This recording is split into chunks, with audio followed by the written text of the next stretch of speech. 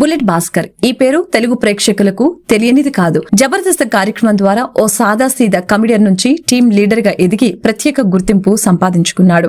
అలానే ఈ షో ద్వారా తనే కాకుండా అతడి తండ్రి కూడా ఓ స్టార్ గా గుర్తింపు తెచ్చుకున్నారు. ఫాదర్స్ డే సందర్భంగా గెస్ట్ గా వచ్చిన ఆయన తనదైన స్టైల్లో కామెడీ పండించి తనలోని ఆర్టిస్ట్ ను బయటకు తీశాడు. స్కూల్ పిల్లాడిగా ఆయన పోషించిన పాత్ర, వేసిన పంచులు తెగ నవ్వులు పోయించాయి. ఆ తర్వాత పలు స్కిట్లలో భాగమైనప్పటికీ ప్రేక్షకులను కడుపుబ్బ నవ్వించారు.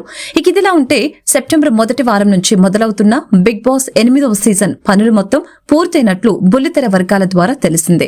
ఇప్పటికే షో హౌస్ సెట్ వరకు స్టేజ్ ను కూడా సుందరంగా తీర్చిదిద్దే పనులు చాలా వరకు చేశారు. అదే సమయంలో కంటెస్టెంట్ల ఎంపిక పైన కూడా ఫుల్ గా ఫోకస్ పెట్టారు. ఇప్పుడు చాలా మందితో చర్చలు జరుపుతున్నట్లు తెలిసిందే.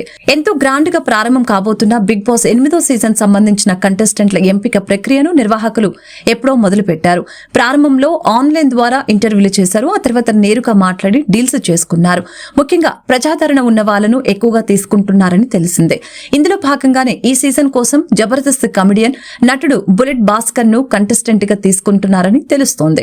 ప్రస్తుతం జబర్దస్త్ లో ఉన్న టాప్ టీమ్ లీడర్లలో ఒకడైన బుల్లెట్ భాస్కర్ ను అత్యధిక రెమ్యునరేషన్ ఇచ్చి మరీ తీసుకుంటున్నారని బుల్లితెర వర్గాల్లో చర్చలు జరుగుతున్నాయి. అతడికి ఈ సీజన్ లో పాల్గొనేందుకు గాను వారానికి 2.50 లక్షలు ఇచ్చేందుకు నిర్వాహకులు ఒప్పుకున్నారట.